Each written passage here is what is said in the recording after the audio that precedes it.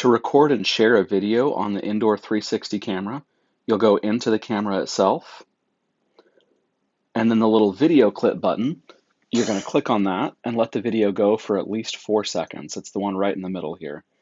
You push that and you'll see the counter going up. If you try to stop the video before 4 seconds, it'll give you an error message. So you let that video record, and then what you'll do is you'll come back out to the main menu and you'll go to Manual Events down here at the bottom, and you'll click on that, click over to Video at the top, and in the upper right hand corner there's a pencil icon on a piece of paper. You click that to start the sharing process, select the video you want to share, and then down in the bottom right you come and actually hit share, and it'll pop up a menu.